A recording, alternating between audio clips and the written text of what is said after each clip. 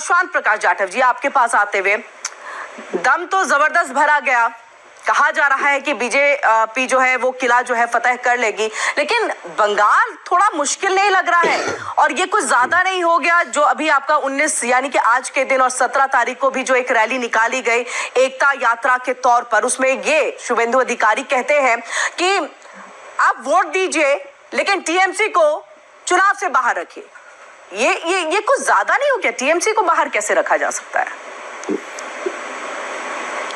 जी, सबसे पहले तो मैं ध्यान कराना चाहूंगा कि पश्चिम बंगाल जिस तरीके से इस पर दमखम रखा जाता है ममता जी के माध्यम से, मगर वहां पर बेहाली तो है, बदहाली है। वहां पर केंद्र की योजनाओं को फलीभूत नहीं होने दे रहे।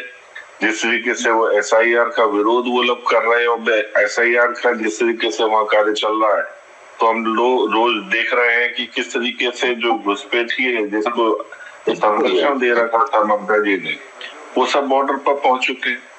तो ये सही मायने में केंद्र सरकार ने जिस तरीके से ये एसआईआर की भूमिका शुरू की है और जिस तरीके से पिछले वर्षों में ममता जी ने वहां पर बंगाल की उपेक्षा की है, ऐसे में मैं नहीं समझता कि पश्चिम बंगाल में ममता बनर्जी को उनको बैंक को आना चाहिए, क्योंकि उनके रहने से कहीं ना कहीं पश्चिम बंगाल जो है वो उन्नति के राह से पिछड़ा हुआ है।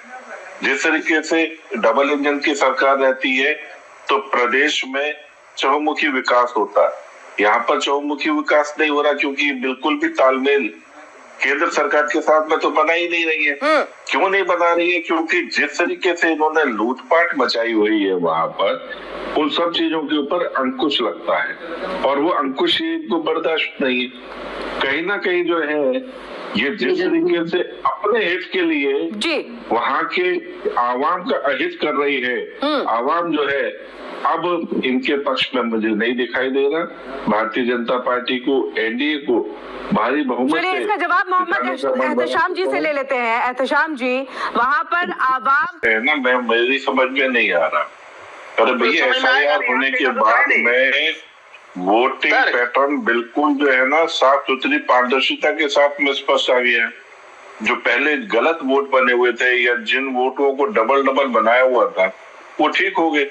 आज वहां पर पारदर्शिता के साथ में इलेक्शन कमीशन ने वोट कराया है और जेन्युइन लोग जो है वहां पर वोट डाल रहे हैं, तभी तो वोट परसेंटेज भी बढ़ा और साथ ही साथ जो वोट पड़ा है भारतीय जनता पार्टी को, एनडीए सरकार को, वो हमारे काम के कारण से और वहां की जो बिहार की जो हठधर्मिता उसके कारण से लोगों ने उनको नकारा है। इसलिए आप इलेक्शन कमीशन के ऊपर जो है ना जिस तरीके से ठीकरा फोड़ने की कोशिश कर रहे हैं, वो तो बिल्कुल बिहार की सरकार ने, बिहार की जनता ने नकार दिया। ठीक वही स्थिति अब पश्चिम बंगाल में होने वाली है, क्योंकि पश्चिम बंगाल में हर धर्मिता चला रही थी ममता जी। आपने पिछले विधानसभा में देखा कि किस तरीके से आपने आगजनी की, किस तरीके से जो है भाजपा के कार्यालयों को भाजपा के वर्कर्स के साथ में मारपीट की, उनके ऑफिस को जला दिया, उनके जो संपत्तियों को जला दिया। आप जब सभी गुंडे कर दे के जो है ना रिकॉर्ड बनाए और वहां पर बेटियों को सुरक्षा दे नहीं पाए। आपने हॉस्पिटल में जिस तरीके से अराजकता की और उसको आप संरक्षण भी देते रहे। ठीक है, अगर कोई घटना हो गई है तो आपकी मुख्यमंत्री खुल करके उसकी बच्ची के पक्ष में आना चाहिए था, मगर वो दरिंदे के पक्ष में नहीं। विजय कौशिक जी भी हमारे साथ कांग्रेस नेता जुड़ चुके हैं। पर शांत प्रकाश जी, इसका जवाब दीजिए कि पश्चिम बंगाल में जो हो बीजेपी का काम। देखिए, पश्चिम बंगाल में इंडस्ट्री का बदहाल स्थिति कर दी है। जूट इंडस्ट्री जो है वो बदहाली में है, बंद हो चुकी है तमाम जूट इंडस्ट्री में। कहीं वहाँ व्यक्तिगत रूप से गया तो वो जो जूट इंडस्ट्री में काम करने वाले जो श्रमिक है वो बेरोजगार घूम रहे हैं। मतलब आप ये समझे कि प्रशासन जो है किसी भी सूरत में वहाँ की जनता के साथ में सहयोग नहीं कर रहा और लूटपाट या यूं समझ ले कि जिस तरीके से रिश्वतखोरी और किसी भी काम को करवाने के लिए वो ये सब चीजें वहां पर एक चलन में है, जिसका खामियाजा वहां की जनता को उठाना पड़ रहा है। अब बेशक से टीएमसी के प्रवक्ता चाहे कितना शोर मचाए, मगर विकास तो बिल्कुल नहीं दिखाई दे रहा। पश्चिम बंगाल जिसमें आप मतलब किस चीज की कमी पे, वो दिल्ली से पहले पश्चिम बंगाल ही तो हमारी राजधानी था, मगर आज उसकी बदहाली करके रख दी है।